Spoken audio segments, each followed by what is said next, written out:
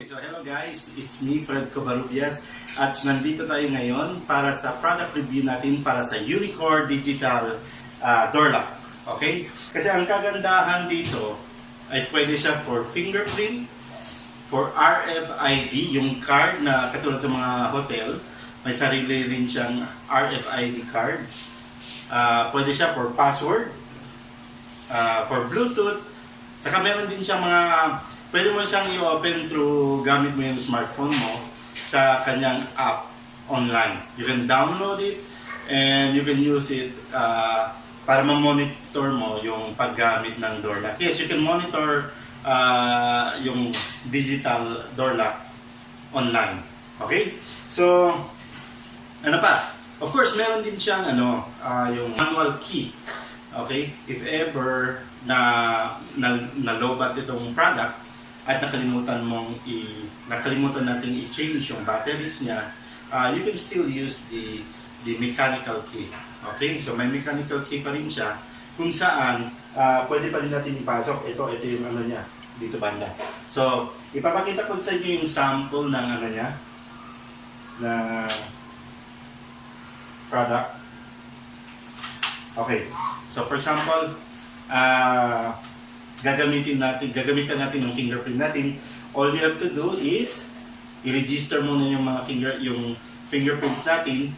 And ang maganda po dito, it can register up to 100 fingerprints at the same time. So, gamit yung fingerprint na na-register nyo,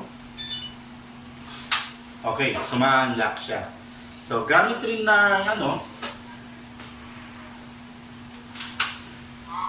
gamit rin yung password natin. First,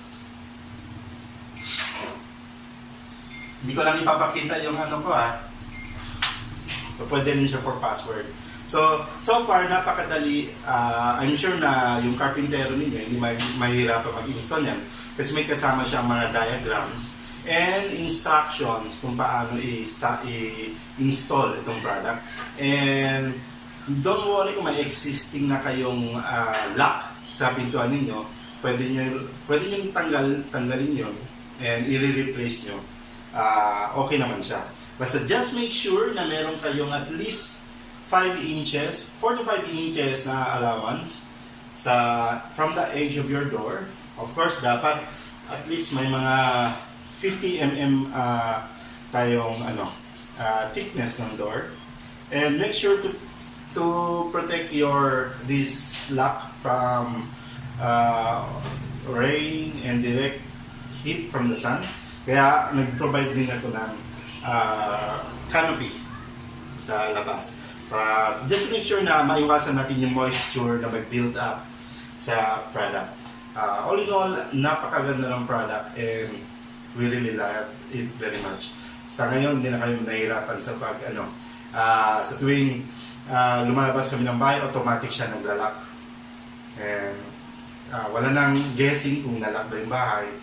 And of course, this is made up of mortise lock. Ibig sabihin, napaka-solid po ng lock nito. And nakita naman natin kanina. So, yun. All in all, I will rate this product as 5 out of 5.